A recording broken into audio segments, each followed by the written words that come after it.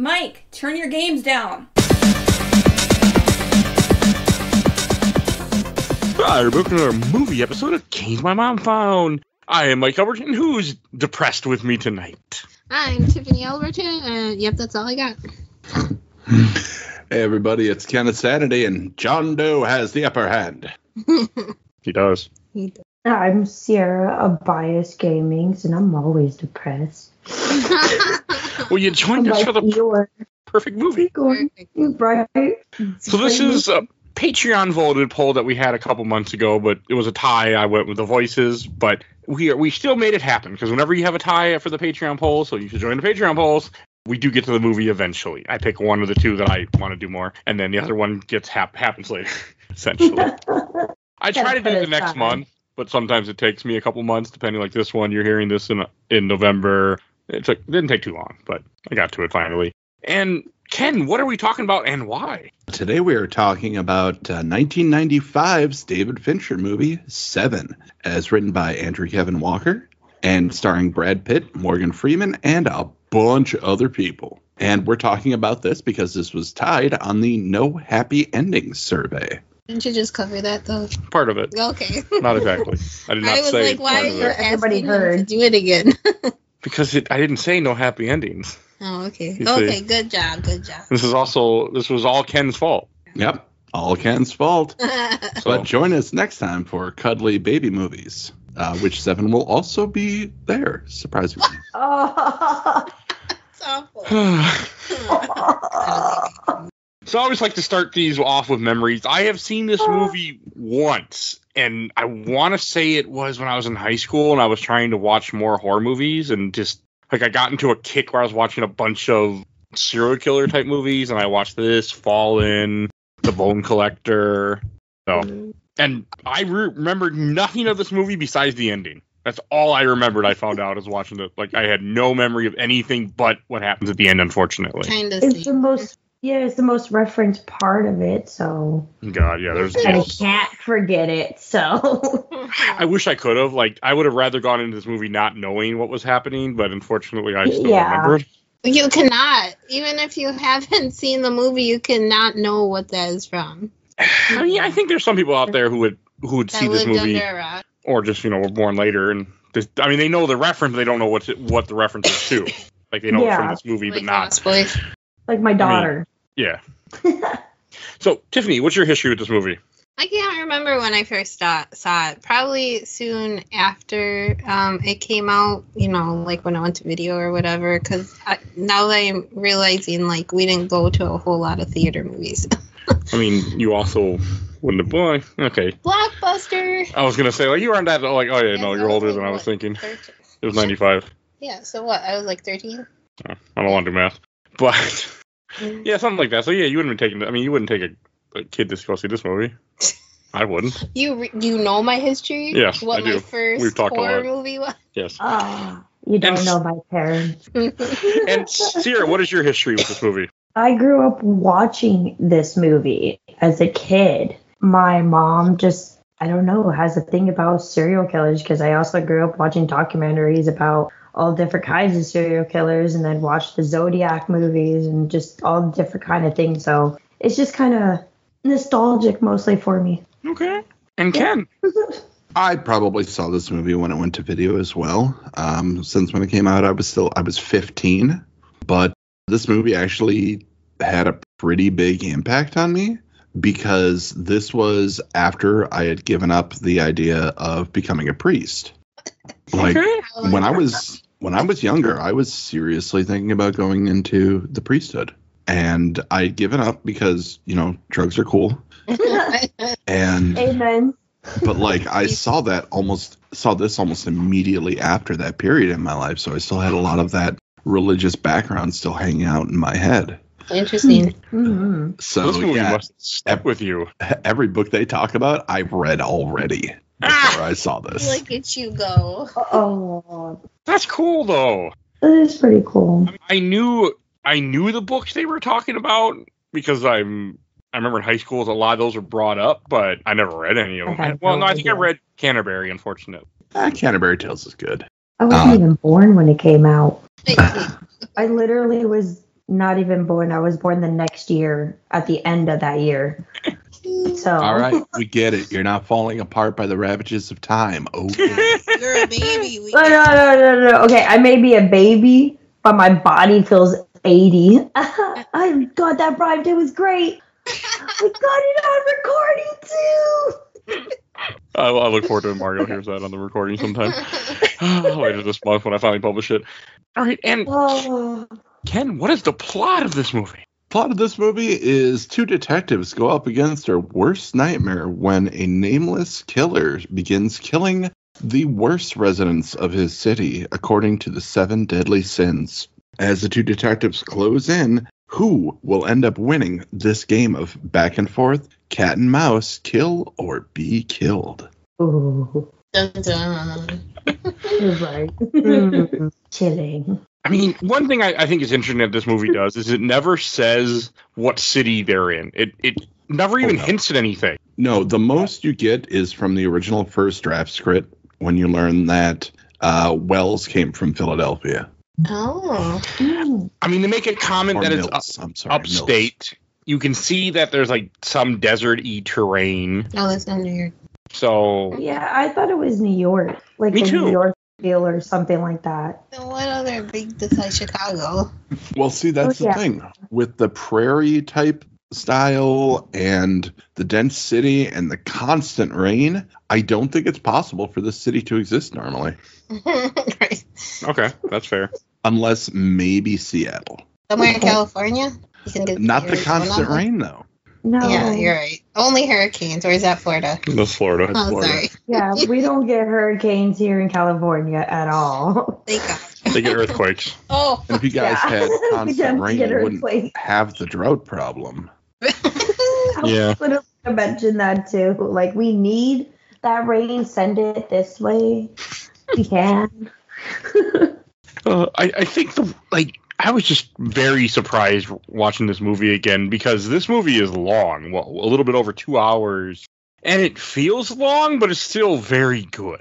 But it doesn't feel like a short, quick movie because it's not. Yeah, They use every moment. they do. I mean, there's nothing that felt wasted, nothing that felt unneeded. It just is long Yeah. because it. I mean, and Yes, you I feel a lot of dread with this movie. Constantly, you just feel the dread and the depression. Absolutely. This movie is shot in a very impressive way. You could tell that this was made by the guy who just got burned on Alien 3. Yeah, David Fincher. Hmm. I forgot. I didn't realize he did Alien 3 because I know the name David Fincher as a director that people talk highly about, and Alien 3 is not a good movie. I beg to differ, but okay. We'll not go down that road today. No. I haven't seen Alien 3 in probably over 15 years, so. Who's old now? I mean, that's by choice. I don't think I've seen that one. Keep it that way. I don't remember if I saw. But, I mean, I did not realize I've seen as many of this director's movies as I have. I've seen The Game, Fight Club, Panic Room, The Curious Case of Benjamin Button. I've always wanted to see The Social Network, The Girl with the Dragon Tattoo. I just haven't gotten around to it, but I didn't realize that's all good. David Fincher. Yeah. Oh, yeah. He also did some music videos. Did the Paul Abdul videos Straight Up, Forever Your Girl, and Cold Hearted. I mean, that song unfortunately lives in my head rent free. What's Straight Up? Yes. Straight Up. Yeah. It's in my head right now. I'm trying not to sing it, but yes. He also directed music videos for Nine Inch Nails, directed music videos for George Michael. Like, That's interesting. he did a lot of music videos and commercial work before getting into the movies. Like, all right, let's go all the way down to his music videos here. He did the video for Jermaine Stewart's We Don't Have to Take Our Clothes Off. Great fucking song. There's so many videos. Like, he directed the video for She's Like the Wind by Patrick Swayze. Aww. It's a good song. Yeah. It is. He directed the video for Shattered Dreams by Johnny Hates Jazz. A bunch of my favorite songs he directed music videos for. So I feel like I just got a whole bunch of songs I need to go look up now. just look up David Fincher's music video director stuff, and that's all the songs you need. There we go. Thank you. Now I want to watch more of his movies. Not Alien 3, but other movies. There's so many good movies. This is the first time he worked with Andrew Kevin Walker as well. He also worked with Andrew Kevin Walker, the writer of this, on The Hire, a series of commercials for, I think, BMW, starring Clive Owen. He wrote the screenplay for the Wolfman, starring Benicio del Toro. Oh. He wrote some scripts for Love, Death, and Robots. And he wrote the screenplay for The Killer, David Fincher's Netflix movie. Okay, which I've never even heard of. So He's done a lot of great stuff. He also wrote one of my favorite movies, Hideaway, based on a Dean Koontz novel starring Jeff Goldblum and Alicia Silverstone. Oh, yes, let's watch that. It's got my boyfriend in it. He also wrote 8mm, which I've been trying to get us to cover for. I was also on this poll. What? 8mm. Some Nicolas Cage movie he's been trying to get me to cover for. I feel like I've seen that. You want to talk about no happy ending? Woof. I mean, I saw The Voices. I saw this. I can believe that you will stick with that. You know, that you hit that theme true for that poll. What was the other? Oh yeah, the 2020 version of The Grudge. Oh, yeah, let's go for that one. He's giving me a look. So, let's go, Ken. We'll do that. I think this movie also starts off very subtle, which is good for what the movie is going for. It's just Morgan Freeman getting ready, getting dressed for work. Like, it's so subtle what it's going for. And it's like you're in for a movie that's going to be a slow burn. It's going to have some graphic scenes, not a lot of action. Just how do you know that from that scene? Because I get the slow burn part. It's very methodical. It shows that Somerset is a very collected person. Yes, that I got. But it also shows that he has a switchblade. And we stand a switchblade around here.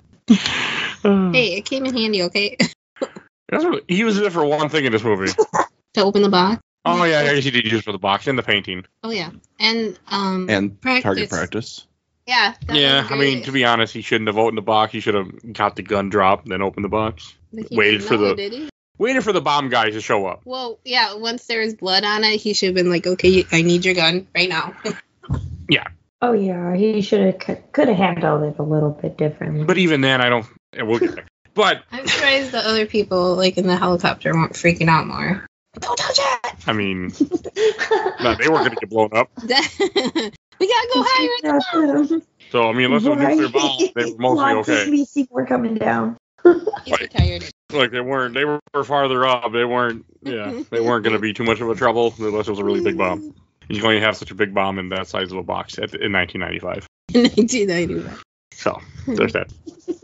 But right after you see him getting dressed and you get introduced to him, and that's when you have the first murder scene. That, if I remember correctly, this murder scene has nothing to do with anything else in this movie. Correct? Correct. It's just there.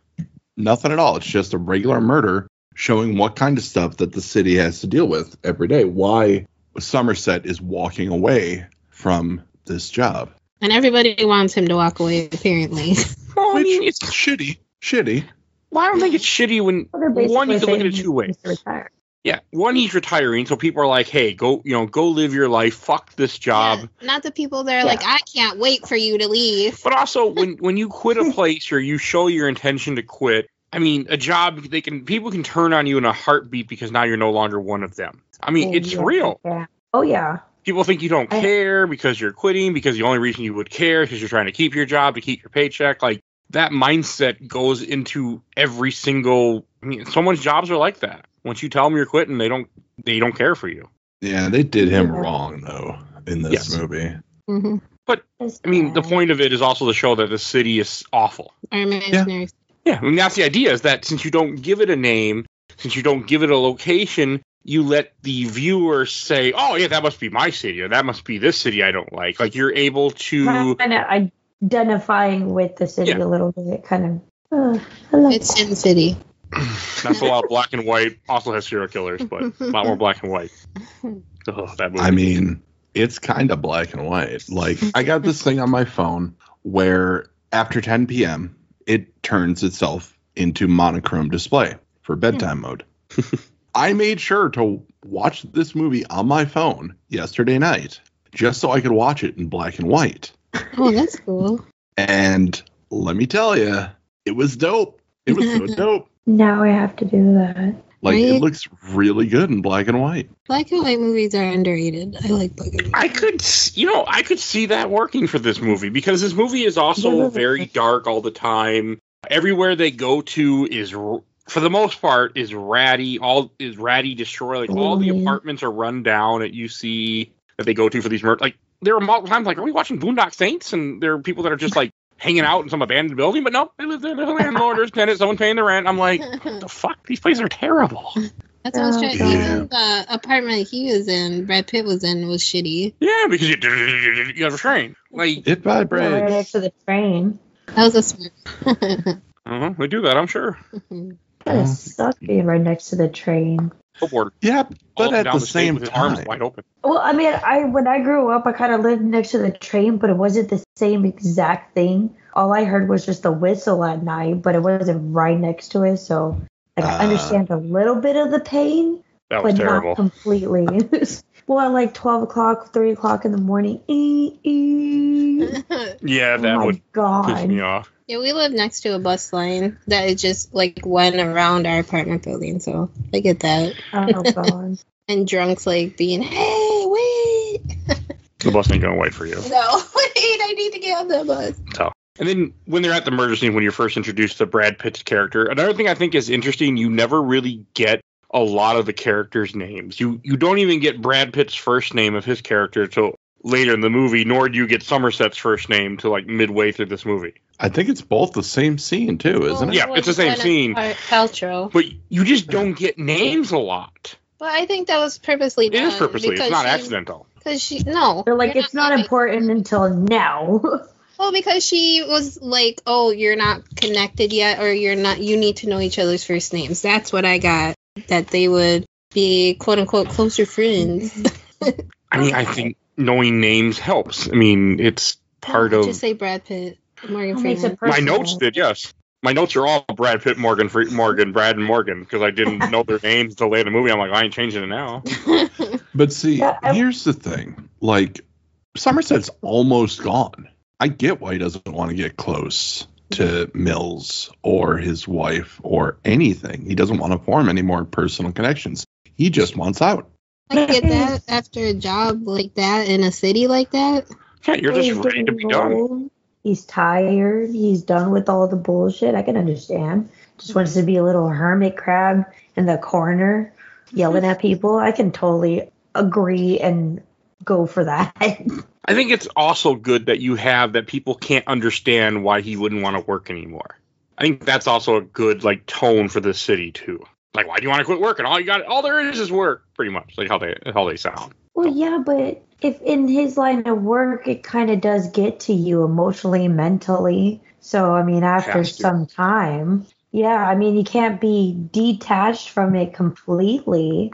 I mean, you're not completely inhuman to this kind of stuff and stuff like that. So maybe that's why it could be that he just needs that final break. He's at that final point where, like, he can't do it no more. I could see it. Mm-hmm. Now, the beginning scene originally was a little bit longer because Somerset had purchased a house in the country. And that was originally the scene that started with, like, he was out in this house in the country. He was, he took a piece of the wallpaper, cut it out with his knife, and he carried it with him.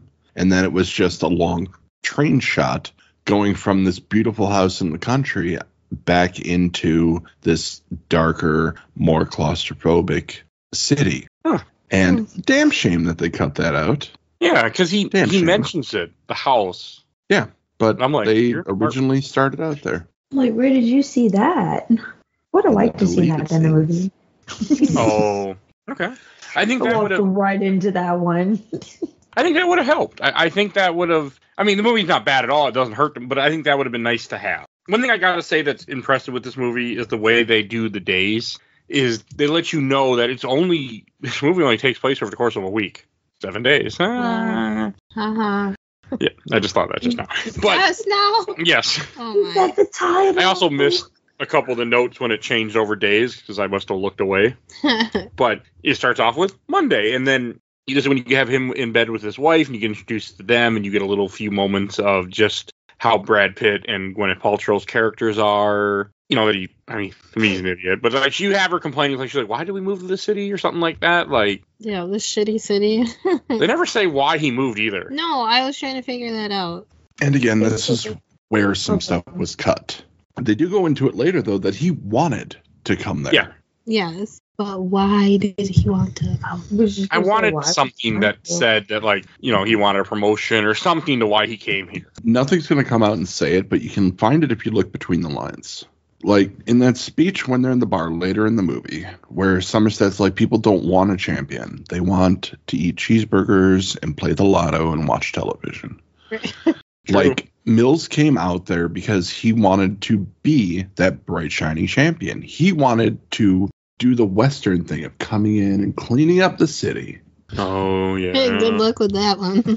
Yeah, it didn't work out for him. But in the script, in the first draft, at least, I keep saying script, first draft of the script, Mills was a hero in Philadelphia. Like, he got medal. He was basically cock of the walk there. So I like to think he just came here because he wanted to do something different. Yeah. So like the classic small town going to big town kind of thing. Yeah, just the whole, I believe in myself. The world is good enough and worth fighting for. I can Let's do go this. out there. Yeah. I can make a difference. And walk face first into a dark brick wall that's covered in mold. It happens. Sorry, Homer. I mean, he does walk into a terrible crime. The description of this reminded me of an anime opening, the first opening to an anime, and it literally is just like, I can do this. Let's have a great day. Bam, gets hit by a truck. Best anime. So is that Konosuba? I don't remember the name. Babe, what was the name of that anime? Something zombie. All right. That's that kind of name. Joe Butler, when you hear this, let me know what you think it is. Do all your guests listen to your show? No, but he does. Oh, okay. Well, Phoebe does too. Congratulations. Oh my goodness. Phoebe. You should listen to something else. Thanks, baby. So, like, when they go to their first crime scene, I also think, like, it kind of shows a little bit about Brad Pitt's character, where he's getting mad at one of the beat cops. He's like, "What, the guy dead? And he didn't move." Like, just. And I mean, Morgan Freeman makes a comedy. He's like, "Don't do that. Just go in there and do your job. Like, don't bother them. Like, you don't want to piss off the beat cops." Well, it's just to show that, in my opinion, is showing somebody who did that job, got out of it now, and people look down on him. So now he's just returning the favor like an idiot. That's how I took it. So, and this crime scene's a lot grosser than I remembered, because I did remember this crime scene. I remembered some of the murders, not all. A couple I forgot about completely, but this one I did remember. Oh, this one's rough. It is. And it's gross. It's not as bad as some of the other ones, but it's gross and it's barbaric. Mm-hmm. Especially when they explain exactly what happened. Because you just see a big guy that has his face in spaghetti and like, okay, and then he's suffocated in his spaghetti. But then as you start to, learn more of what's happening, you realize that his feet and hands are tied together. Then you realize that he was forced to keep eating, and then eventually he just burst because he got kicked and just everything burst open. But I mean, it's meant to be gross. It's meant to, but also it's meant to kind of to have you look at it, because a lot of society would look at someone like that and think very negative of it. Did they actually have an actor, or was it just like a bloated dummy? I mean, I was also thinking that when you're dead, your body does bloat even more, so I'm like... Oh, and especially with everything, the pasta sauce that they have in there and everything, it would have totally made him blow 2 times bigger than he really was. Yeah. No. That's just thinking about it. It sounds horrible.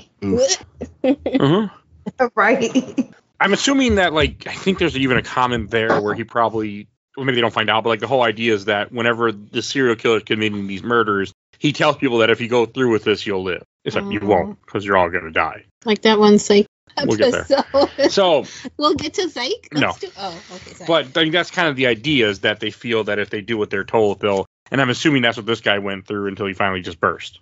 Yeah, probably. Yeah. Like, he passed out while he was eating, so the killer just booted him. Well, it happens. I see him suffocating on the food. I see, like, going in and out his mouth and nose, because he's, like, in the bowl, or he probably hunched over after. Never mind. And just the fact that, like, there's one point when he's like, yeah, there's 2 receipts. The guy left and went and got more food.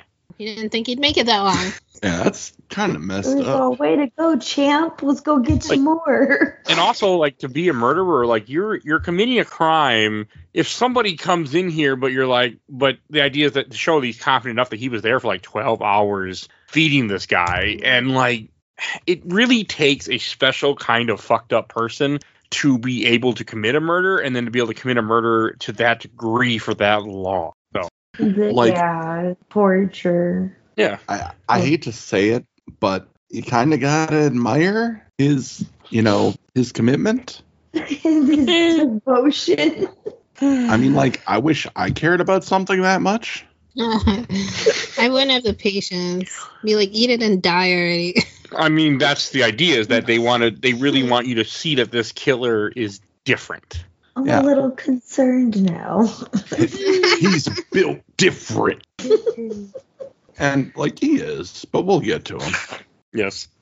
And I think the more I thought about it, I appreciate, as the scene goes on, at one point, Morgan Freeman's character, Somerset just kicks Brad Pitt's character out of there. I forgot his name already. Mills. Mills. And he just said, he's like, I'll go do something. He just gives him some. Go door to door and help. Yeah, and the guy gets all pissed off. He's like, I'm not a beat cop. Like, but he's like, yeah, you weren't. He feels like a baby, but then acts like a baby when he gets told to leave. Yeah, I mean, he almost vomited when he found a bucket full of vomit. I mean, I get it, but I think I would have been a little more quiet about it. Now let my partner know I almost threw up. Probably was the smell, to be honest with you. I wouldn't have looked. Why? They were looking for clues. But I wouldn't have looked as close as he did. Did he have a choice? Okay, we're gonna stop this. Well, he could have pulled the bucket out and look. He like sticks his head in the bucket and goes, "Bleh," like, I was like, don't. Yeah, he I was mean- like up in there. He had his head. I've never been to a murder scene, never been in any of those situations, but I've been in stinky situations, and I used Are to. you talking about our dog? I mean, there's that too, but I was thinking of more of when I used to throw garbage into a giant compactor full of shit, and my nose did not want to smell. I had a mask on. I wanted nothing to do with any of that stuff, but I did my job. Like, but you don't go, what's that smell? Ah, shit. Like, you don't do that, okay? Like, and that's almost what the guy did. Like, I didn't stick my face into the compactor. I knew what was in there. I didn't need to look. Like, Sometimes I have to stick my face into the shit. so Yeah, you have to identify what is making that smell. maybe you should put So some. you just got to get that deep. Yeah, you'll realize real fast, but He almost added to the vomit. which then can also contaminate the scene. Like he already was. He wasn't wearing gloves, I don't think. No, he wasn't wearing gloves. Why are you wearing gloves at a murder scene? Character wore gloves. But I think that's all on purpose, to show you that this guy is kind of an idiot at times. Like, there's He's a rookie. to be that when I knew where the movie was going, like, that makes sense. I can see what you're doing there. Calling out the foreshadowing, calling it all out. Like, it's predictable. Well, yeah, I mean, they show Brad Pitt's character getting mad all the time. Yeah. Like, they show it a lot. Yeah, his character is. I see where you're going there. Really just angry. He's very angry and verging on homophobic too. Like there was. Yeah, there were a few. There was a whole homophobic streak from his character that was cut from the first script. Oh, really? Okay. I was like, I don't remember a whole streak. I wasn't like me neither. No, I mean, he does use the R word that I don't like, and he makes a few other comments. Oh, he uses the F word too. Calls Dante Yeah, he a did. poetry writing F word. Mm-hmm. He says it once. Jeez. I must have been. You were probably playing with your phone. Yeah, I must have been doing that. Again, this movie's a slow burn. Slow Yeah. burn. But you have to pay attention. I was mostly. You weren't playing Marvel Snap. I actually wasn't playing Marvel Snap. I'm going to admit I wasn't paying attention when I had to rewatch it either, which is funny because not only did I ask my mom to borrow her movie, I borrowed my mother-in-law's movie. I also ended up making Mario rent the movie. So, yeah. Well, and then on top of that, right before recording, I watched a quick recap just in case. I was going to, but we actually watched this movie like an hour before this recording, so I should have did that. I don't remember anything about it. you were there. It wasn't that long ago. I still don't remember anything. And then after the murder scene, I mean, which we will come back to, but they go to the morgue, and I recognize the actor at the morgue. I don't know his name, but I know I recognized him from other stuff. And I was like, huh, I know that guy. I don't. He's a character actor here and there, but Yeah, but I'm good with faces. you're really good. Yeah, no, that's Reg E. Kathy. I'm the same way. Oh, who is it again? Reg E. Cathy. He was Dr. Franklin Storm from the Fan Four Stick movie. Oh, never saw that. He was Freeze in The Mask. He was Marcus in Airheads. Well, he is a character, a good character. Like he's done a lot of stuff. He was on Luke Cage. He was on Elementary. That's why I know. Well, he was on the best show in the world, one of the best shows in the world, The Blacklist. I watched some of that. I never finished it. I never finished it either. I should though. He's gotten a lot of work, and he's done a lot of different roles. He is one of the very definitions of that dude. Oh, that's So it. then he goes to the police chief office. Was that guy the drill sergeant? Oh yeah, that was Early Ermy.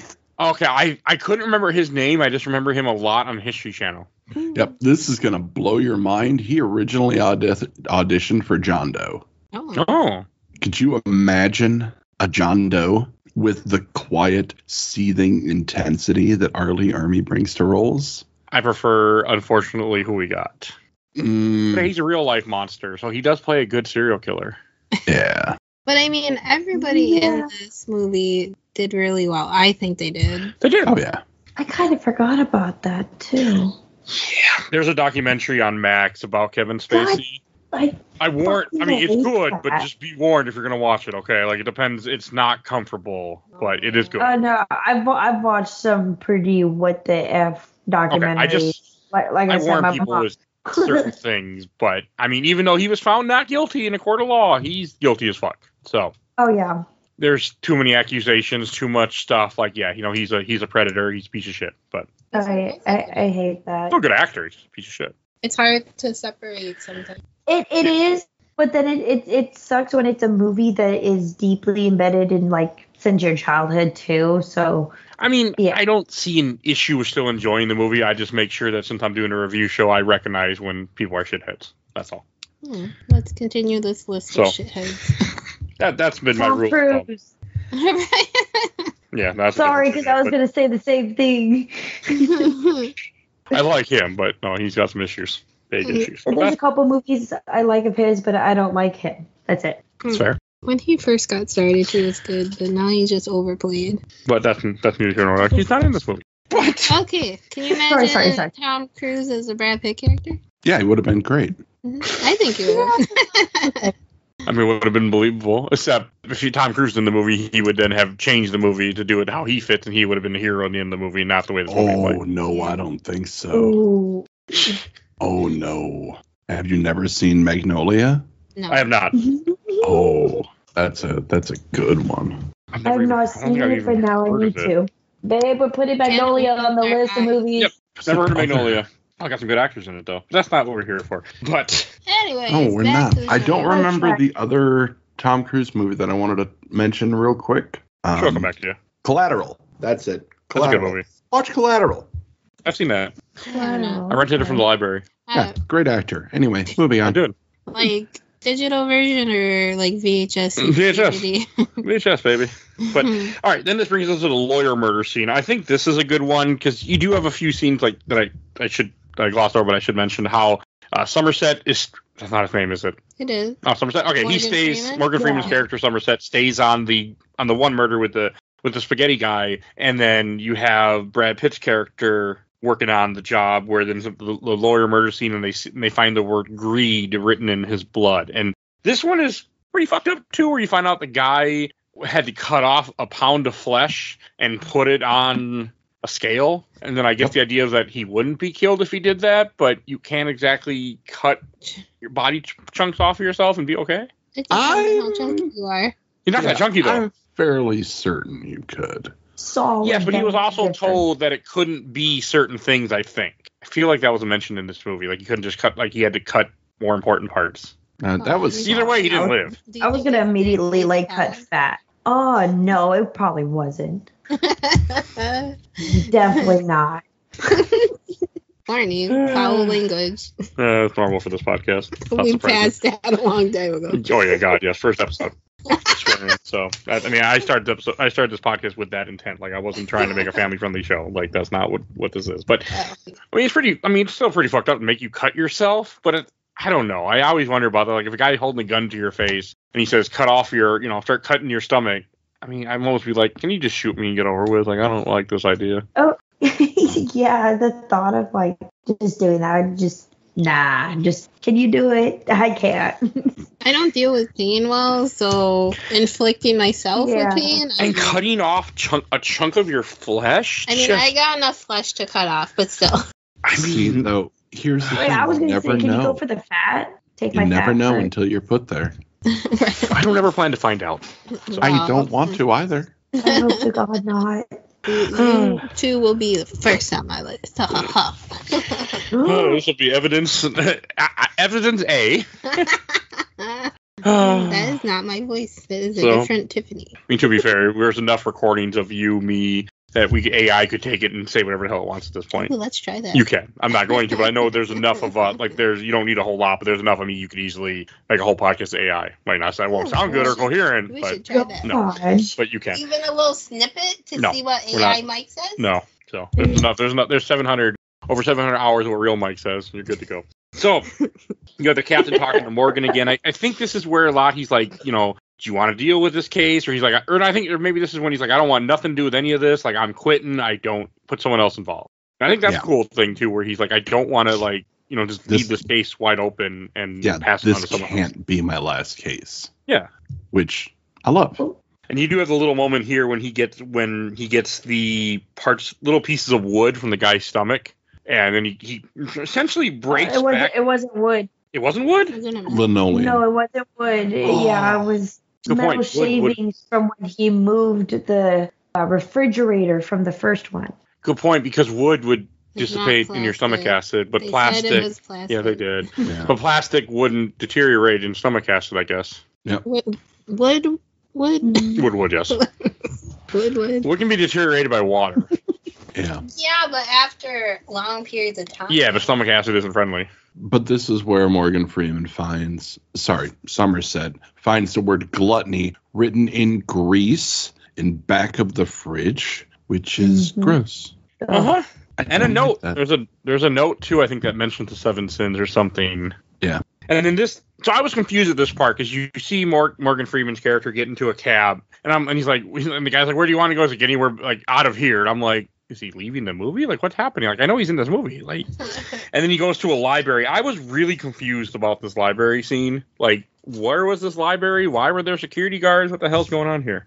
It's a confiscated books, and Harry Potter is in there. Well, yeah, I was gonna say, they don't even look like they were like watching or securing anything. They were just playing games. I mean, I Having a think good a lot of security jobs on third shift are like that. But why is there like 4 of them? Yeah. Can't play a good poker game with just 2 people. Yeah. The other one stayed for overtime. But I mean, I've talked to that, enough people in security that you do shit like that on third shift. it's clear that Somerset has used the library before when he's looking up information on his cases because he has a good relationship with these guys. Yeah, he's definitely been there before for long God, yes. hours. Which is It's nice. I was Yeah, just he was interested. the only one really going into it. Well, no, he wasn't. Never mind. A lot of people didn't care about, like, I mean, these guys, I get it. If you're just guarding something, you're like, whatever. Like, nobody's going to rob the library. Like, Well, yeah, that. but it did have a lot of rare books, I bet. Like, so those books look old. So Oh, yeah. There's money in books.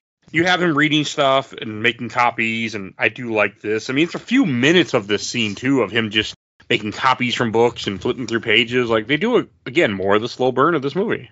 This part almost put me to sleep a few different times. It's the music. I was just going to say it really is. It's also The because you music probably is- have little things running around your house keeping you awake and draining your energy. No, I mean, besides that, as a kid, I also fell asleep to Okay. it, too. So it's like, Definitely the music. it's my Yeah. lullaby watching these serial killer movies, you know. Mario, be scared.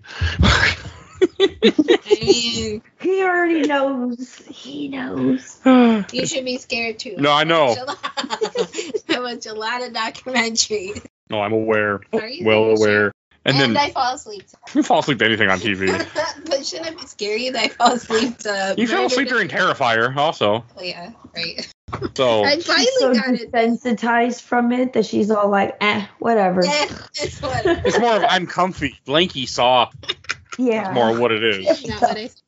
So, okay, and then it brings you to Wednesday. I missed Tuesday, so in my notes I never got Tuesday. I know that was previous, but this is when you both have them in. I think this is kind of cute where Morgan shows up to the office, but his office is now Brad's office. Or no, Brad's there first.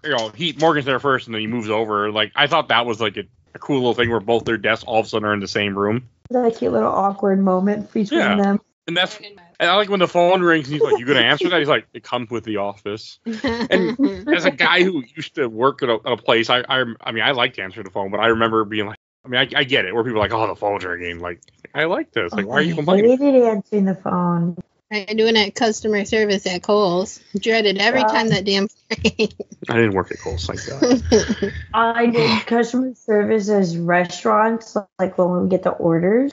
And then on top of that, I worked at like a side thing for AT&T, like you would call in when you're pissed off at people from AT&T. So I always got you guys pissed off, so that's why I definitely hated it. I got cussed out in Spanish and I think Korean and Russian at one point. No. I don't know. I went home crying at one point too. I was like, I can't do this some more.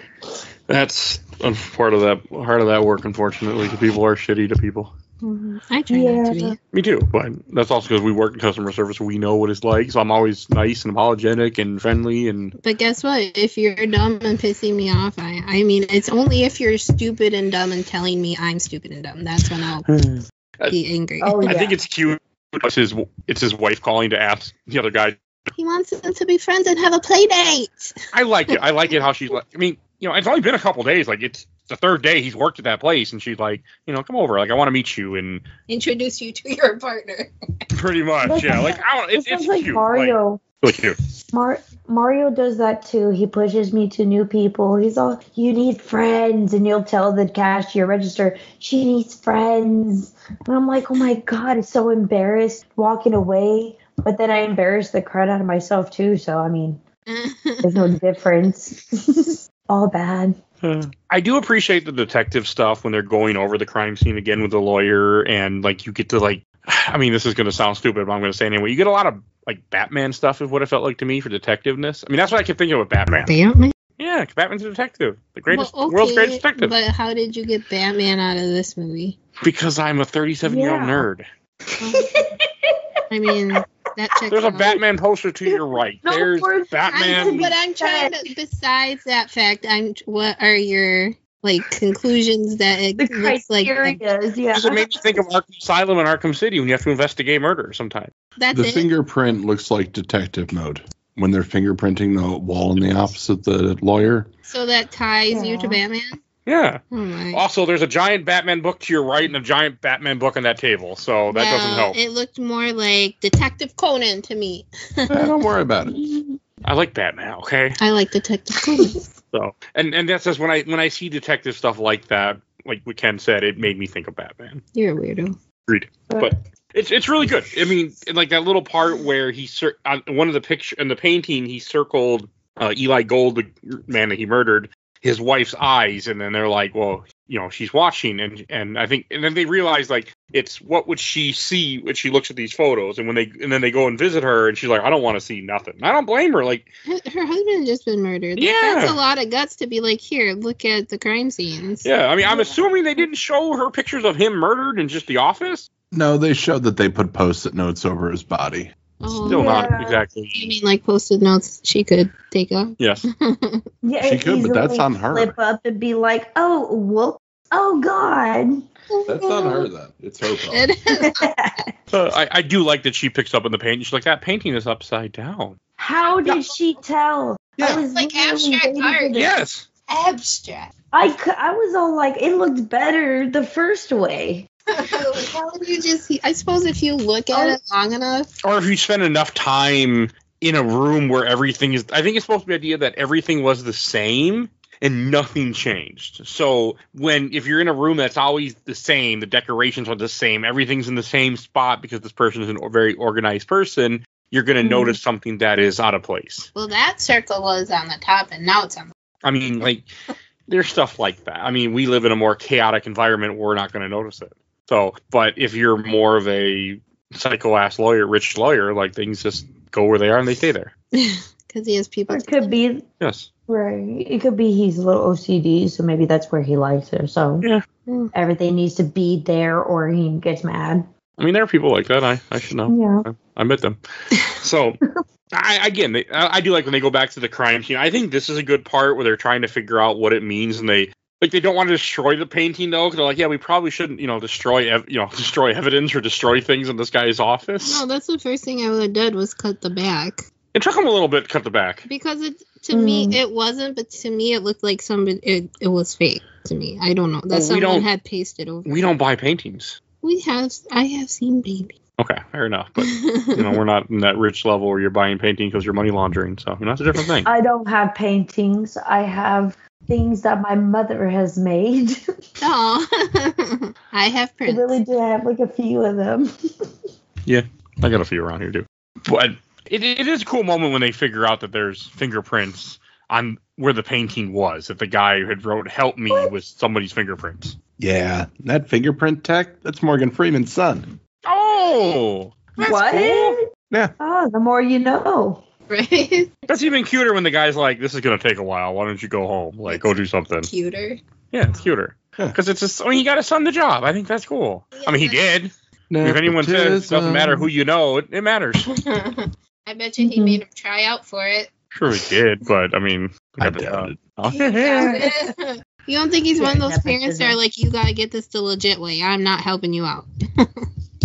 But this is what leads them to the sloth victim. This is a fucked up scene. Oh God. That's an item. That's my least favorite scene. It's a rough one where they find out that there's this. They find the fingerprint match to a guy, and the SWAT shows up, and they go. Was this an apartment or a house? It was an apartment. It was like a studio almost. That was like a drug house. It looked like a drug house. Yeah. He was a drug dealing pederast. Yeah. There we go. In the corner. Was pederast supposed to be pedophile? Yeah. Okay. I was just wondering why. I was like, why do you say, like, I never heard the term pederast before. It's an old school word. Okay. Did it move? Sorry, hold on. It's specifically a sexual relationship between an adult man and a boy. I mean, I just use the word pedophile then. But that one specifically. Or like man and boy. Okay. I learned a new phrase that I'll never use. Okay. Okay. Thank you, movie. If you do use it, you'll probably have to explain it, and then that's awkward. We're not going to. We're just going to stick with the word I know, and that's all.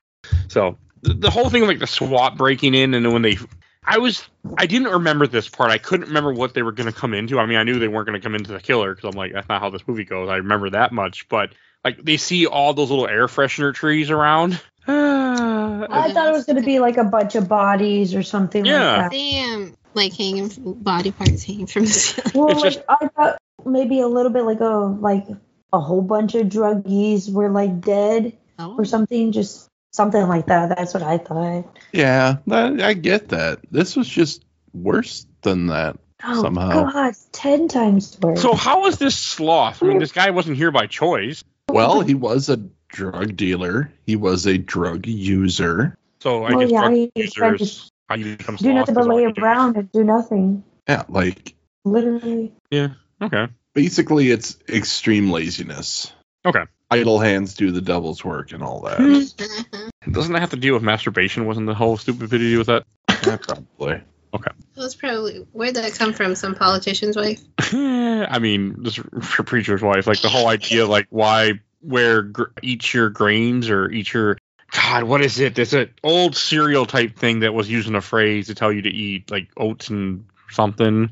The idea that it would taste so bad it would make you not horny. That really is the idea of it. Like that's where that phrase comes from. That's Kellogg started that. Yeah, I thought that's how cornflakes started. Yeah. I was just going to say, I thought it was specifically that cereal was made specifically for that because it had a chemical that they would eat in it to like basically change their brain. Kind of chemistry to kind of not do it no more.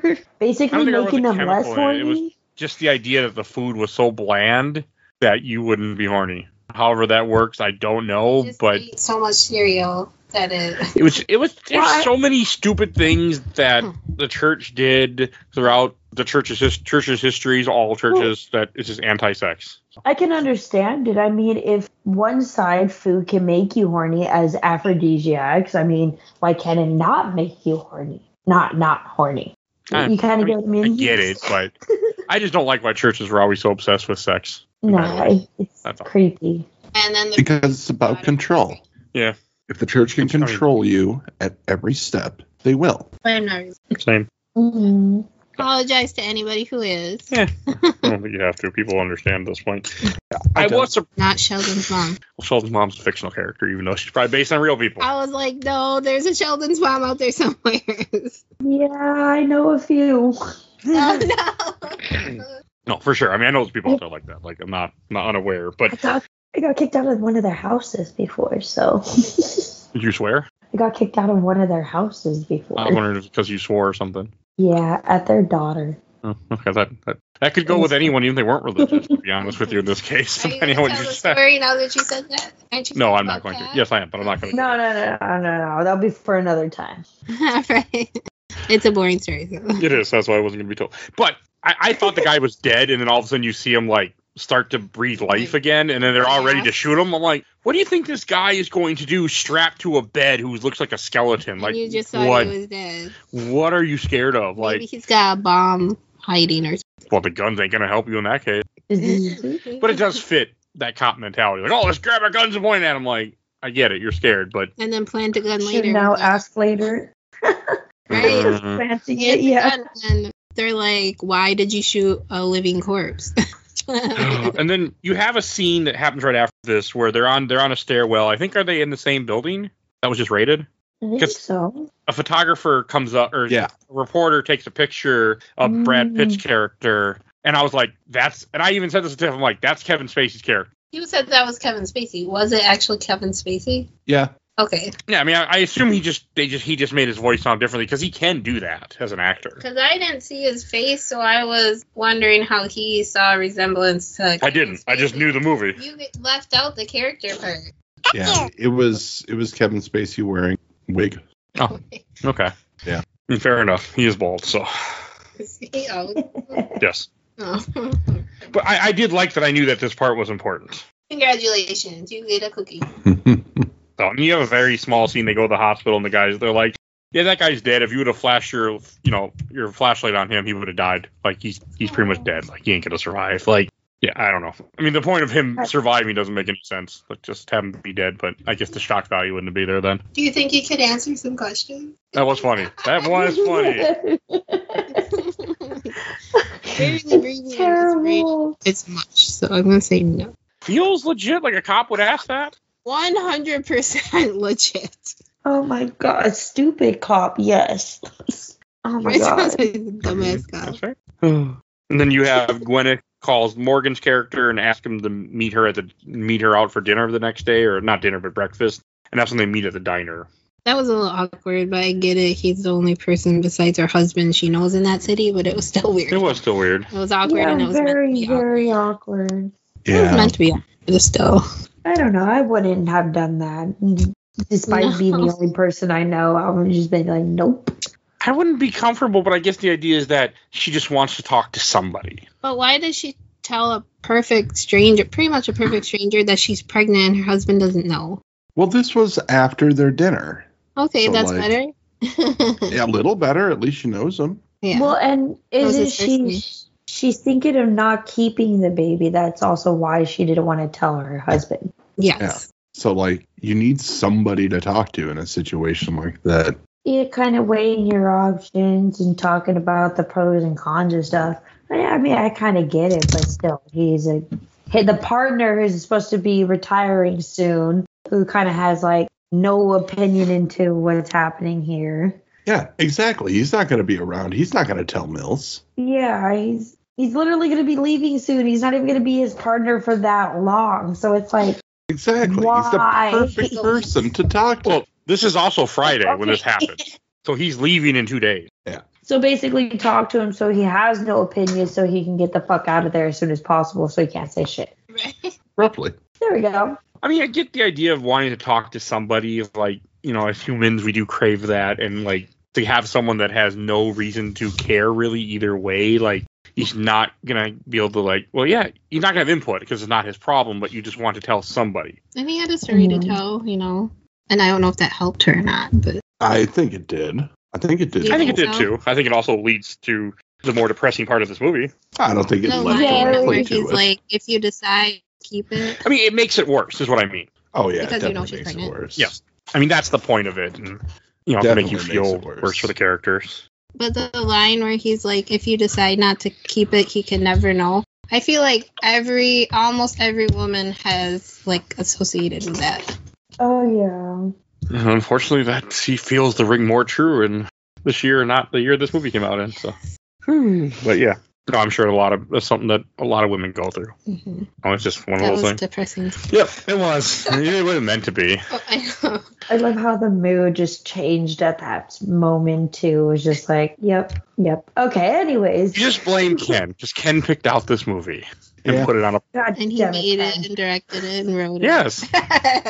What the And fuck? has all these amazing actors in it. Yep, all my fault. How dare you? How dare you? Well, What's all Ken's fault? he chose this movie, and it's depressing. It's his fault. It's a great fucking film. Great choice. You were not the person to talk to. Never mind. Just continue and move along. All right, we will. And you haven't talked again. I just put my notes talking to the police station more, going over the crime. There's a lot of that in this movie, and I do appreciate a lot of just detectives being detectives, and it all feels legit and real. Mhm. It doesn't feel forced. It doesn't feel Hollywood. It feels like what they probably go through.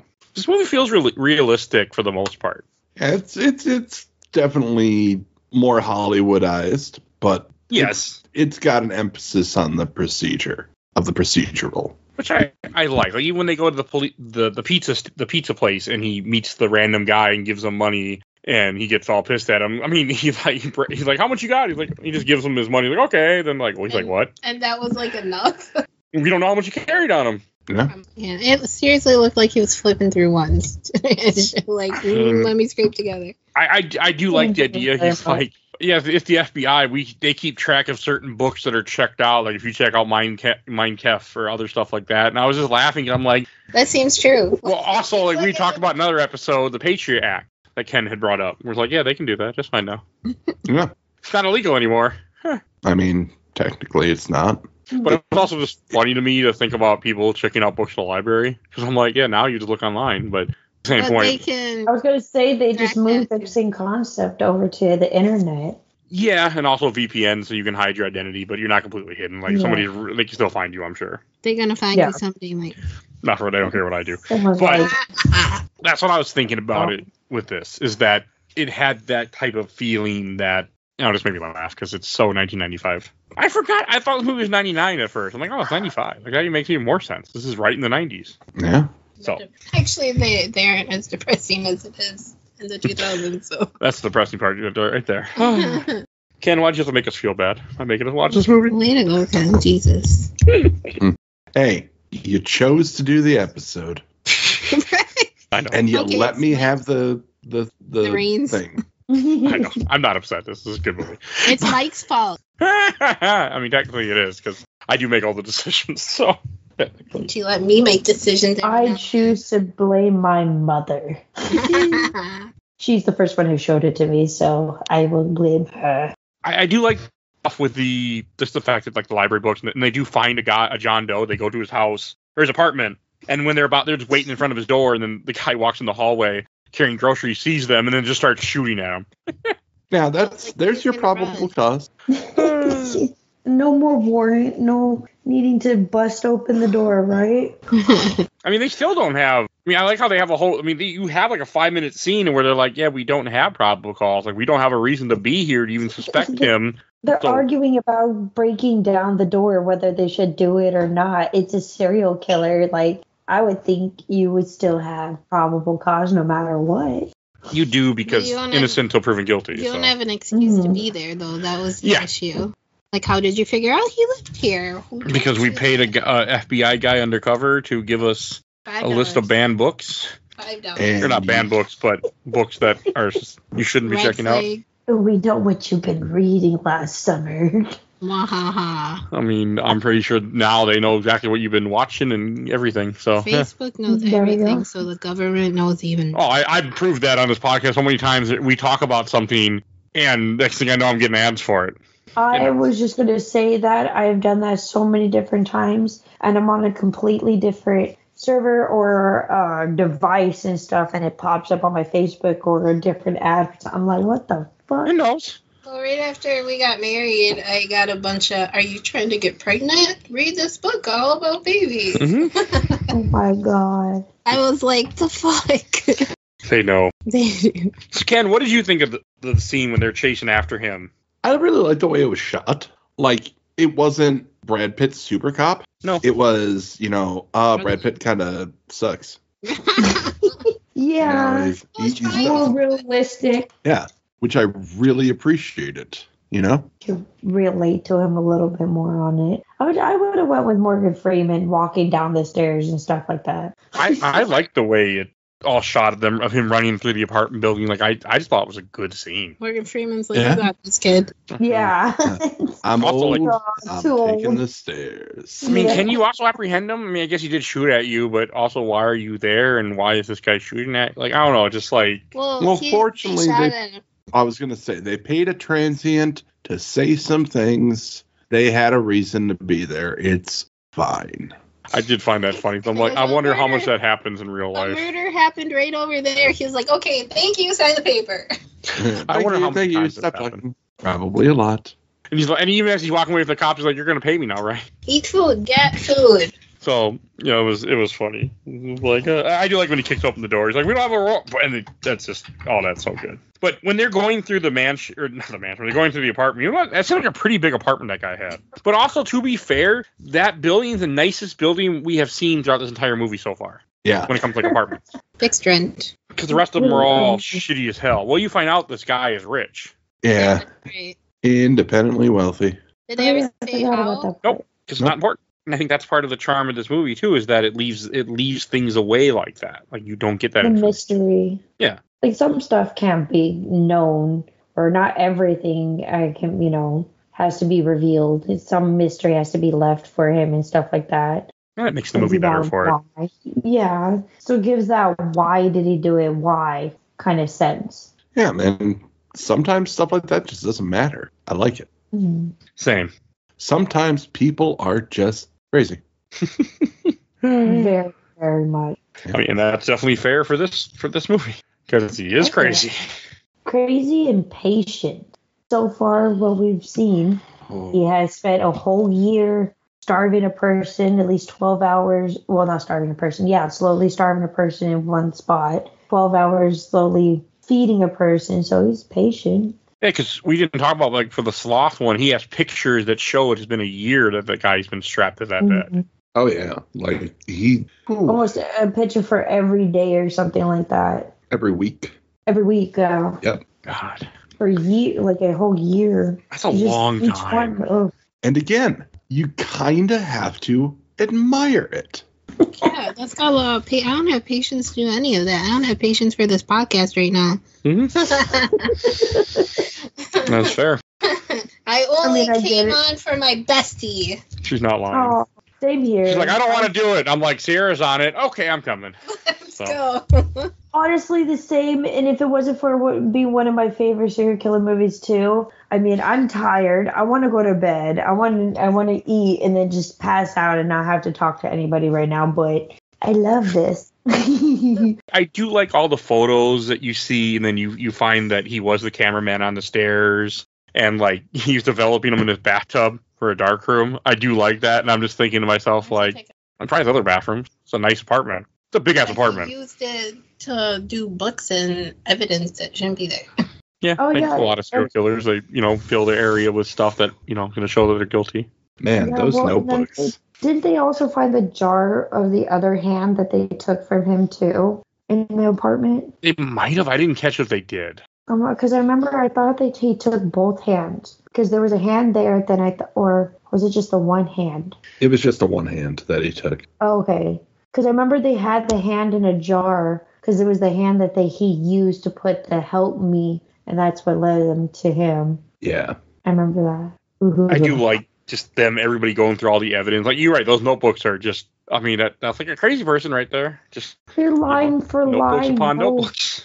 There was no white space at all for those books back to back. Yeah. I'm pretty sure they said they spent something like $15,000 making all of those notebooks. Jesus. And they all have writing. Every single one of them. So I was gonna say, I Brad Pitt wanna could know what just pick they up a said. random one. Well, how would you need to fill them all out? Realism.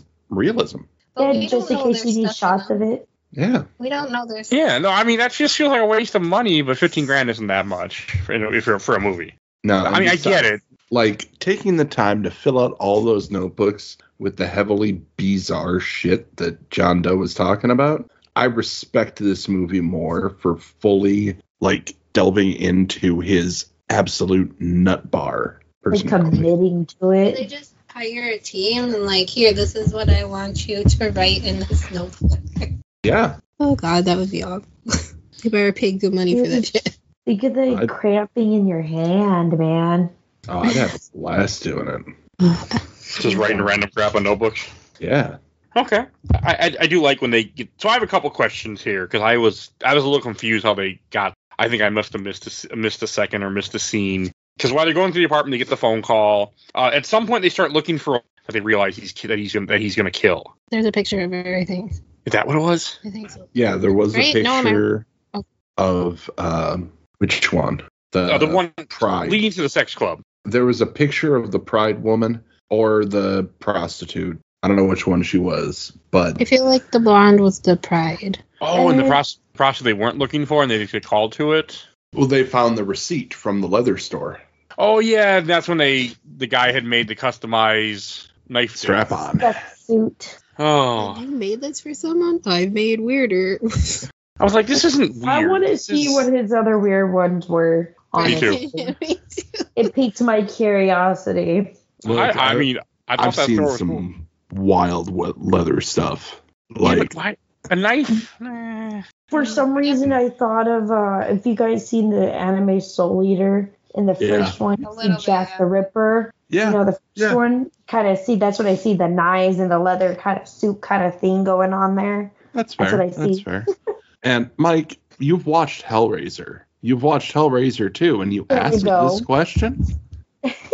Yes, I do. Because this is more realistic, maybe. Yes. This, It is more realistic. this could easily, well, I can't say it, be a real thing. I think it could. There's some twisted fucks out there. Oh god, there are. Yeah. You can see them Just the other day, videos on the internet. I can show you where. literally, I just found a whole fucking sex bed swing set thing on Facebook. Like Temu's What's it famous called? for that. What's it called? The cell thing, whatever it's called. But basically, this thing is this big ass rig for. Oh yeah, no, I've gotten ads for everything. those many times. No reason at all. But no, you get that's. But I liked it. I mean, the part that I was just I was like, okay, why'd you build this? But it is kind of amusing. Then they go to the whatever the hell this motel place was, and then this is when they find the prostitute's been murdered, which you never see her body, which is probably a good thing. And there's a guy yeah. who's is he tied up or he just has He the has a thing on. harness on? He's Yeah, he's it's just- strapped into it.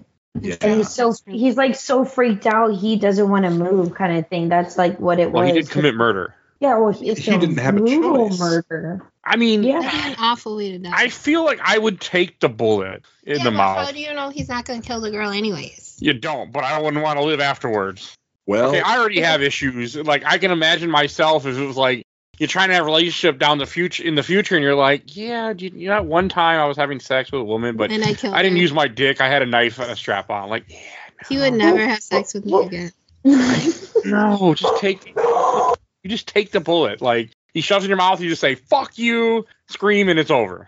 Was it right? I mean, I don't know. It just again, I know I wasn't there because this is fiction, but still, that's what I was thinking. I was like, yeah, you're partly guilty here too, buddy. but he had a gun literally down his throat. Like, I'm just like, was he like straddling the girl's head or? no? I don't think he fucked her face. with No, it. I mean the Oh. guy had it in his mouth. The guy. Oh, yeah. No, I think Yeah, the you guy's could do head that from was the turned side. or something like that, or You get it from yeah. the the guy side. could be standing at Oh, the. that'd be a very awkward thing. The woman's on the bed, he's sitting on top of her, the other guy's fucking her. Like, Yeah, 'cause it'd be a very He's actually- weird. He's actually like everything. teabagging her, getting some action as this is happening too. I mean, you know, oh why not?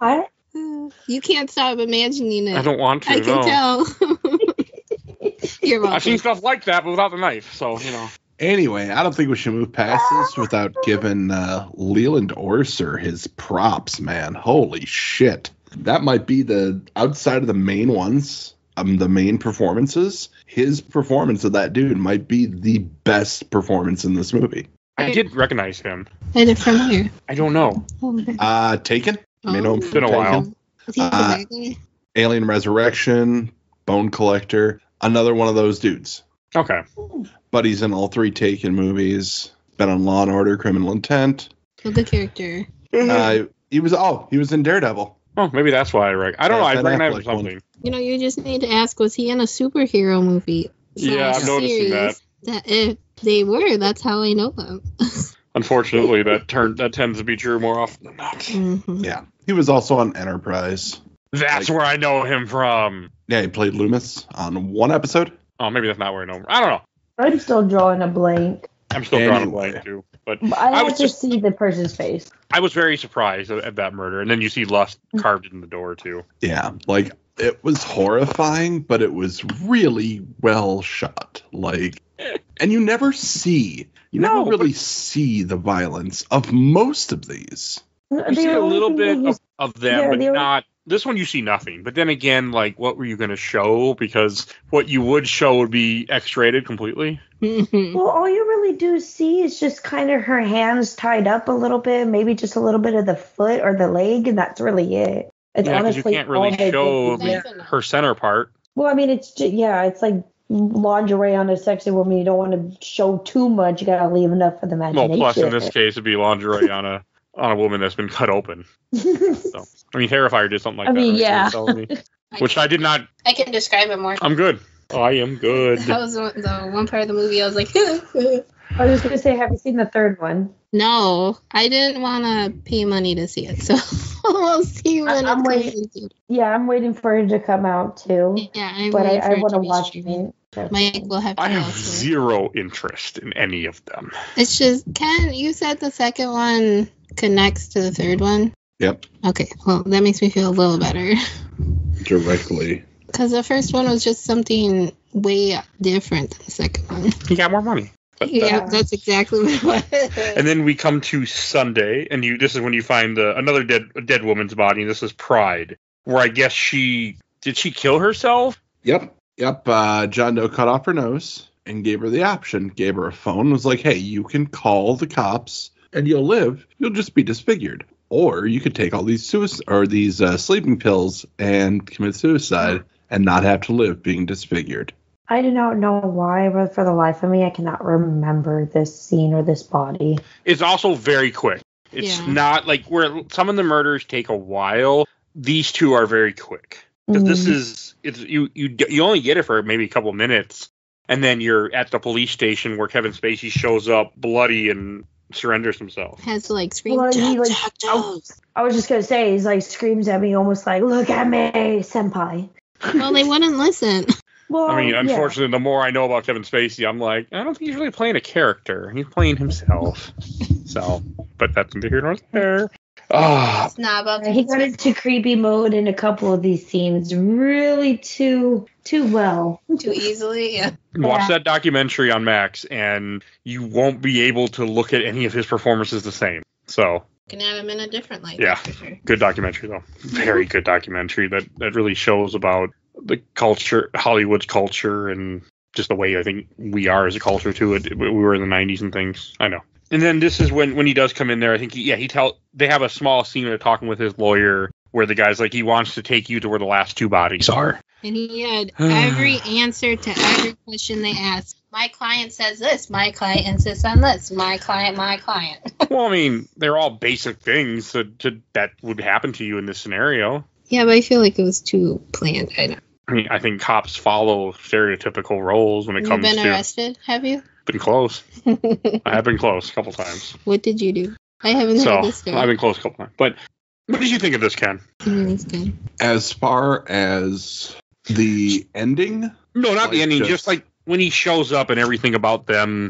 I guess it's close to the ending of them getting ready to head to the middle of nowhere for the murder, to find the bodies. First off, I thought it was hilarious because you're right. There is no way in hell they were going to catch him unless he wanted to be caught. Yeah. Like, they have been chasing their ass the entire movie. That was part of the game. Yep. So They were only trying to run into him the other times. yeah, I thought it was necessary.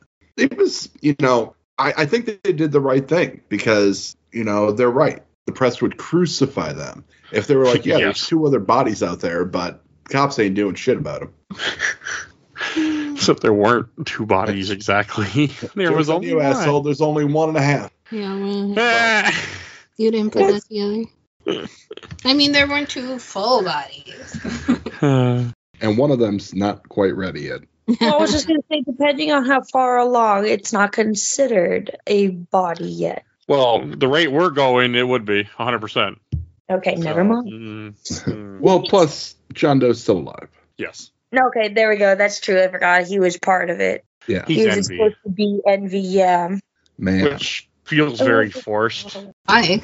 I love it. I mean, it's good. Like, the whole scene with them driving there and the way that he's just talking to Brad Pitt's character and egging him on and... Morgan Freeman's just watching. Yeah, like I'm gonna... Because all the foreshadowing this movie does of showing him getting pissed, of him being, him saying, like, I live by my emotions and everything, and that being the thing that does him in at the end of this. And you can see that Morgan Freeman's like, I know there's something happening. What's your motive? Like, what's behind it? Just trying to figure out what's going to happen next. Yeah, because this guy's not stupid. Like, they've been, after this guy now, only for a week, but he's not stupid. He showed that he's patient. He's calculated. Like, he did this for a reason. Why did he do this? Yeah, he did. Yeah. Well, yeah. Didn't they at one point say something about this having, like, some kind of surgical know-how with the blade or something like that? I don't think so. I can't remember. Like, they did make mention of him cutting his own fingerprints off. Oh, yeah. Oh, okay. Would that grow back? Yeah, No. they do It does? occasionally. Yeah, No? It takes a People are all while. like, no. I like don't he think it kept cutting them off though.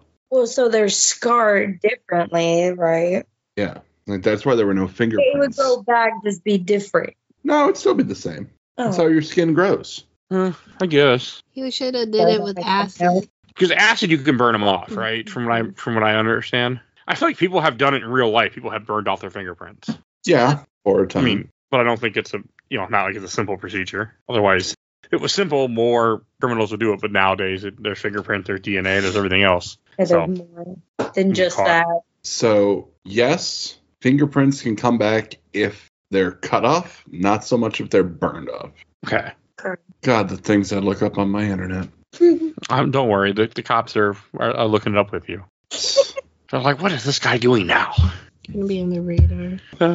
I don't look. I never. Well, you also are an author, Ken, so that goes along with it. Yeah. I don't write anymore. I would have looked up stuff. That would be questionable.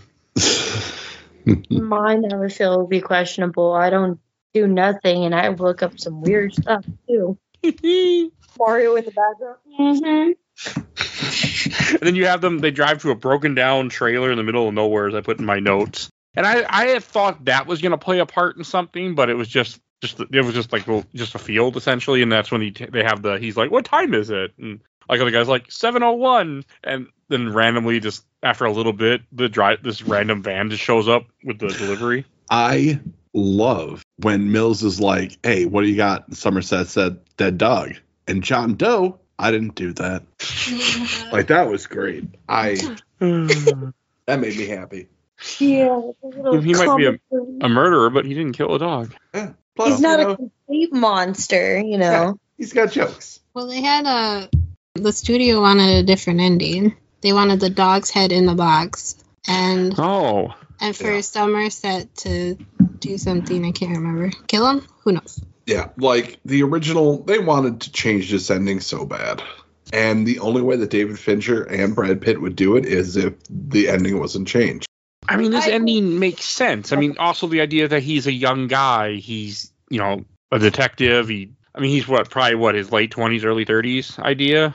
Mm-hmm. Like, he's got his whole life ahead of him, and that adds to the tragedy of it all. Yeah, because basically everything was taken away from him in that one moment. Yeah, because Kevin Spacey, John Doe, kills his wife, cuts off her head, and has it shipped in a box to this location.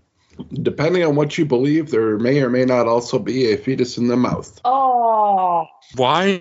Now that's all I can see in my head is like the whole scene. If it Would that be actually there? played out something like that, that's terrible. Yeah. Well, he's kind of a monster. Yeah. I mean, and that scene is so famous. Like, what's in the box? When he's like, when he yells at Mills, he's like, put down your gun. Put down your gun. Like, Yep. he's gonna. And this is where we get Morgan Freeman saying that John Doe has the upper hand, which is so good. Yeah. And you also, if you notice, he does in that when they're getting ready that morning and do whatever they're doing or how they slept. If they slept at the office the night before, he never calls his wife. To check in on her or anything. I mean, he doesn't throughout the movie anyway, but I was like, yeah, your wife never calls. Well, he left home in the morning. Like John Doe says, I went and visited after you left this morning. Oh, okay. So it wasn't that late in the day that he's okay. The Kevin Spacey, I think, even though the person he is, he does a really good job with. Oh, the great singing actor. And the Great vibe. actor. Like, I have mixed feelings. No, I know. I mean, I like still can Kevin admit he's a great actor. It Spacey. just makes me. I was really upset when I found out that he was A pervert. a terrible person because I love his movies. I literally just recently found out because we were watching another one of his movies and Mario told me and I was like, fine, like I can't watch nothing without like certain things without someone doing something now. That's because a lot of people are bad. That's just that's just how it is. His story has a lot to do with power and being I don't even know if it's being uncomfortable with who he was, and that's why he became such a. I don't know. That's a difficult one, but watch the documentary. That's for everyone out there. Like check that out. But everything with the box, like when he does finally and during that whole time, you have John Doe telling Mills, he's like, "Yeah, I killed your wife, and she begged for the baby." Oh, you didn't know? Like I genuinely think he didn't know that Brad Pitt didn't know because he had a surprise on his face. Oh, no, he didn't know Yeah. because she hadn't made her decision yet. okay, yeah.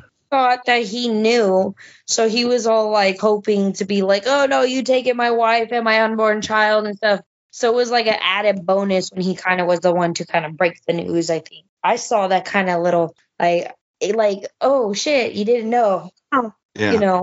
The whole scene, all the actors, it was a great scene. Mm-hmm. Oh God, And yeah. Morgan Freeman backhands him shut up. Which he's not supposed to do, but this guy deserved it. Oh. No, it's God, beyond any type of justification now. Like that head in the box is a game changer. Mm-hmm. Like somebody's going to die. So what's a backhand? Right. Yeah, I mean, At that point, nothing. it's easier to be like, okay, police brutality a little bit there, but And murder. that's okay. Yeah, then murder. Mhm. Yeah. But no. Mills becomes Wrath. Yeah, he keeps egging him on. He keeps talking about it. He keeps, going to make him the last, Wasn't he always Wrath? Through the whole movie, they're setting it up to be used they are. Wrath. That's what I picked up. And this time watching it, it's just the way they portray him, showing him getting mad, showing him acting out with emotion. They set it up. Getting slightly irritated, yeah. I feel like if you're going to be a good detective, you have to be able to divorce your emotions to a degree because you're going to see some awful shit. What I had to do. I'm not a detective, though, by the way. So You have to do that when you deal with people to begin with. yeah. And after he shoots the guy, then he gets arrested, which is what had to happen. Well, yeah, after that, I think it's a good ending for this movie. It's depressing, but it's a good ending for this movie. it is Ken, what did they want originally? What did the studio want? Well, there's a lot of stuff. Like, let's see, where was that? I had it right here. So did I. So originally, when they were making this, it was a different studio. And they had actually wanted to get somebody else to direct it at first. They had wanted to get, what the hell is his name? Jeremiah Cheshik, who directed National Lampoon's Christmas Vacation. Okay. He was the original person that did it. He also directed Benny and June, which is a great movie. I love that movie. Me too. But they originally wanted to have John Doe kill Mills due to envy before being shot by Somerset while a pregnant Tracy left the city. Okay. Interesting. I don't like that. I thought it was a dog's head in the box. That was one of them. Oh, we have several. Mhm. Yeah, there are That one, several. I don't see. I don't like the dog head in the box because I love dogs, but I don't see someone shooting another person over a dog committing murder completely. Besides, John Wick. I don't know. You hurt my cats, I will come after you. So there were like 13 drafts of this movie. Damn. Yeah. Well, they drafted it into a good one. They did. This is one of the first ones. The final script, once they went back to the original concept, the original ending, then they started trying to figure out what to do. The studio continued to try to lighten it, but Didn't work out. but everybody, was like, no, we walk. We're doing this or we walk. Yeah, go big or go home, right? Yeah. Right. If they make a serial killer movie, you're not gonna have a fucking happy ending. But I think that makes this movie better by having the ending they have. Like, It really, really does. Because it makes it more realistic. Because not everything happens in a good way or has a, justice or anything like that. Shit sometimes ends up hitting the fan 10 times more. Well, most serial killer situations do not have a happy ending. So no. Oh, definitely not. Most end badly. So this is a fitting movie. It is depressing, but it's still a very good film. So also, this is the first Brad Pitt movie to be on the show. Ken. ta-da! Good job, Ken. Really? Yeah, Are you sure? pretty sure. Oh, only because we haven't. Yes. Done a Brad Pitt poll? There's another one that was also a Patreon poll tie that hasn't happened yet. What's that? You picked it. I did? What is it? Involves interviews. Oh, yeah, buddy. Here we go. So that's happening eventually. So. Those interviews, you're stupid. I got to sue you. But I'm funny. No, you're not. You're stupid funny. So that's what matters. I make you laugh. Most of the time. Well, most of the time is good. So, Ken, anything else you want to say about this movie? Not really. This is, to me, this really was the movie that made David Fincher's career. Wasn't Alien 3? Alien 3, he was like, I'm never making another movie again. Fuck the studios. But Fair. then this one really got him, back in the limelight. Now everybody's like, oh, David Fincher's so great. We love Mindhunter. And yes, we do. We love Mindhunter. But, without this movie, I don't think Brad Pitt's career would have been as interesting. I don't think Morgan Freeman's done some great stuff. But I don't think Morgan Freeman is Morgan Freeman without this movie. Okay. I think that's fair. I think this it did a lot for a lot of people. And we didn't even talk about the district attorney in here being Shaft. It's Richard Roundtree. Oh, really? No, I did not catch that. Yeah, the original John Shaft from the old blaxploitation film. Yeah. It's great. No, I didn't catch that out. For a movie budget between 33 and 34 million, pulling in almost 330 million off of this movie, impressive. Yeah, that is pretty good. I suppose they weren't super big at the time, except for maybe Morgan Freeman. I don't even know Morgan Freeman's that big in 95. This is David Fincher's second movie. Brad Pitt had a few, but nothing that jumped out at me. Thelma and Louise. Never even Oh, seen come that. on. He's in that for 5 minutes. Yeah, I didn't even know he was in that. I But barely he even doesn't- remember him in that He one. doesn't have his shirt on. Very nice. That's probably why I don't remember. I don't think Gwyneth Paltrow was that big at this point. No.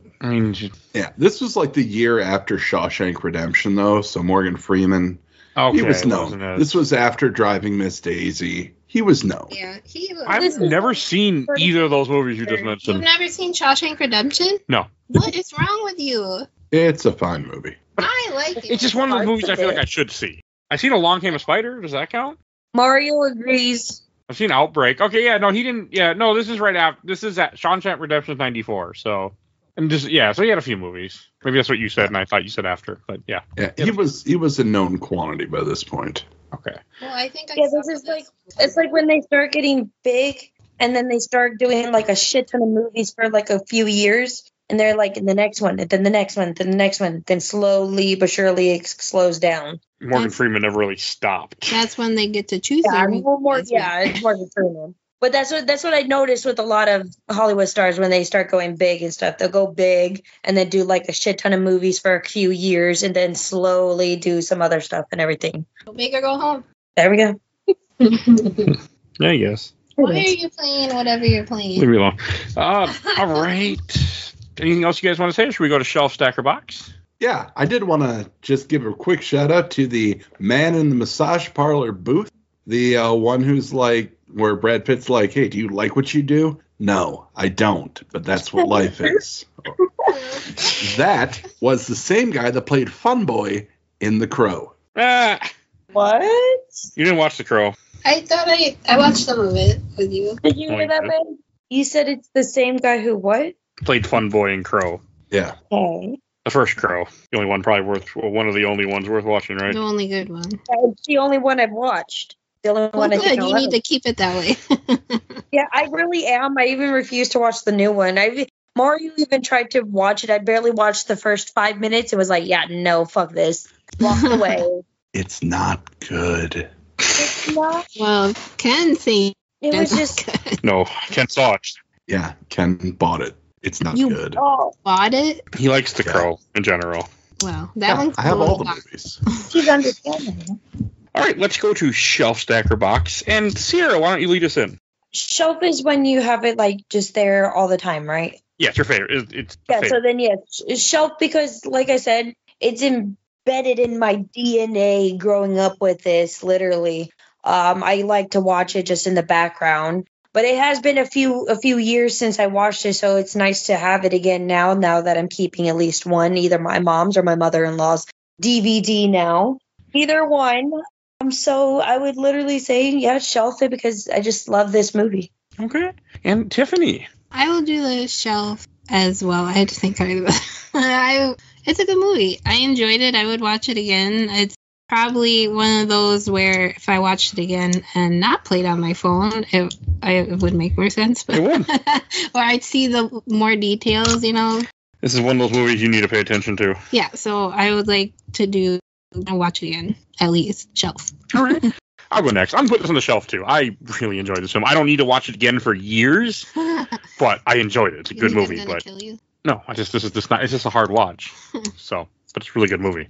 And Kenneth. Oh, I'm absolutely putting this on the shelf. Not only because it's one of my, favorite movies, but one of my favorite DVD packages. Like the DVD package for this was one that actually gave a shit about Ooh. making DVDs. Like the case looks like one of John Doe's notebooks. Cool. There's like all sorts of scribbles on the inside of it. There's 4 separate commentaries on this movie. Like one with the director and the actors, one with the director, writers, and studio people, one with the director and all the set dressers and the DP, Oh, wow. and one like mostly isolated score, but talking to the people who made the score during it too. Who, by the way, Howard Shore, who would go on to do Lord of the Rings. Oh, all right. So, like, I'm absolutely putting this on my shelf. It's a great movie. It's a great entertainment package, and I can't recommend it enough. Mm-hmm. Also, the DVD comes with the script built in. That's cool. Like, put it in a computer DVD drive, and you can have the script. That's What are those? What are DVD drives on a computer? Yeah, I know. Okay. I have 3 laptops next to me, and not one of them have them. I don't think I hate it. I don't know. I mean, there's in the pile of laptops that I have behind me, and my old one has a DVD drive. Yeah. I wouldn't buy a computer unless it had it, but that was years ago. Now, if you want a DVD drive, you have to buy a separate DVD drive that you can just plug USB into your computer. Unless Yep. can't you do that with a DVD player? No, Yeah, Ow. I hate it. we've gone away from physical media. I'm Hate it. As a person who I'm never gonna buy a digital game in my Yeah, so I lied. life. I lied to myself. That make you feel any better? 'Cause I buy a lot of digital games now. I have We don't lie. We just come upon the situation in which our ideals change. That was a big sigh. I mean, really, GameStop got stupid, and I got into Steam and found I can get a game for $1, and that's where it started. Yeah. So, yeah, I like Steam. What can I say? All right, I think we should just go to plugs. And Ken, where can people find you at? As always, you can find me on many episodes of Games from My Mom Found. Also, keep a lookout for my new movie podcast coming for the end of the year. Be ready for it. It's going to be fun. You're going to hear some familiar faces. I'll hear some familiar voices, rather, as they talk about the movies that they want to talk about. So it's going to be a good time. I'm excited to share all that with you. I'm excited too. Yep. I'll listen to it then. Yeah. And Sierra, where can people find you at? You can find me on Bias Gamings. Usually I will be bullying Mario on that. Right now we have not we haven't done a few episodes in a while because, we just had a baby. She's 2 months old now, but we are scheduled to be doing at least two, hopefully, on two kind of similar games, I would say. I will like to try to do a third one to kind of compare them, but we're going to do the Uncharted games and the Tomb Raider games. I have played all three of them for each one, but I have not played the originals for the Tomb Raider. I need to play those first. And, Good games. Other than that, you can just come find us on Bias Gaming. If you want to talk to us, we have Bias Gamings on Facebook too. All right. And if you enjoyed this episode, over 700 other episodes of this podcast, you can find we do movies, TV, comics, TV shows. You can find everything we do on Podbean. If you want to support the show, we do a Patreon for Little Dog Vote in our Patreon polls. That's how this happens. So definitely go do that. We have 1 to 2 polls every month. And if you also want to chat with us, you want to be on the show, we have a Discord. You can suggest things. That's where I ask for casting. So if you want to join, be on the show, that's a great way to do it. Or if you want to chat with us, please join the Discord. We're always happy to have new people to join. You will see a link in the show notes to every episode, pretty much. Well, and this episode, there'll be a link. That's valid. So use that. That's valid. And want to give a shout out to our intro and outro courtesy of Helena at Hell Has Fury. Follow her on TikTok and Instagram. Definitely go check her out. And check out Gamer Looks at 40 with Bill Tucker. He's talking about Final Fantasy forever. Not by his choice, but kind of. But go check him out. You can hear all his content. And please follow us on Facebook, Instagram, Twitter, Threads, Blue Sky, TikTok, YouTube, audio only. Rate and reviews wherever you get your podcasting. It's everything I need to say. So we will see you guys all next time. Bye, everybody. Bye. Bye. So long.